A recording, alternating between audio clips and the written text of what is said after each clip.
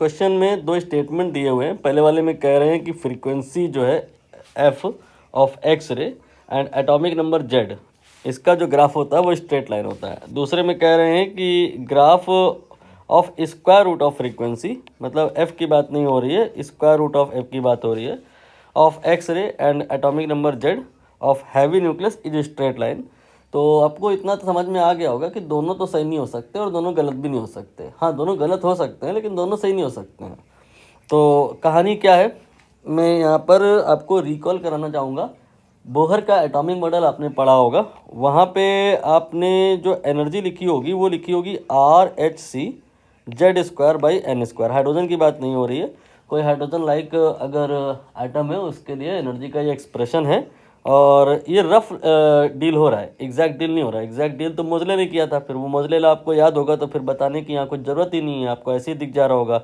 लेकिन अगर नहीं याद है उस परिस्थिति में ये जो एनर्जी का एक्सप्रेशन है बोहर से मॉडल में आपको याद रहता है। और दूसरा, ये एनर्जी जो होता है फोटोन का HF के बराबर होता है, ये भी सबको याद रहता है। यहाँ से आप देख लो कि जो F है वो Z² के प्रोपोर्शनल है, यानी कि रूट F जो है वो Z के प्रोपोर्शनल है। तो F और Z के बीच का ग्राफ सवाल ही नहीं पैदा होता है कि वो स्ट्रेट लाइन की शक्ल में आए। F और Z² के बीच का ग्राफ बनाया गया तो पॉसिबल है कि यहाँ पे क्या कहते हैं स्ट्रेट लाइन आए, या रूट F और Z के बीच का ग्राफ बने तो पॉसिबल है कि वो स्ट्रेट लाइन आएगा। बट F और Z के बीच में ग्राफ बनाएंगे तो ये पैराबोलिक शक्ल का आएगा। हालांकि इसमें अभी थोड़े लूप होल है, जैसे कि असली में Z नहीं होता है, Z-B होता है। B स्क्रीनिंग इफेक्ट होता है, केमिस्ट्री में आप इसको तबीयत से पढ़ते हो। लेकिन हमें यहाँ पर वो डिटेल में जाने की ज़रूरत नहीं है, हमको तो बस ये समझना है कि जो स्ट्रेट लाइन ग्राफ होता है वो किसके और किसके बीच में होता है।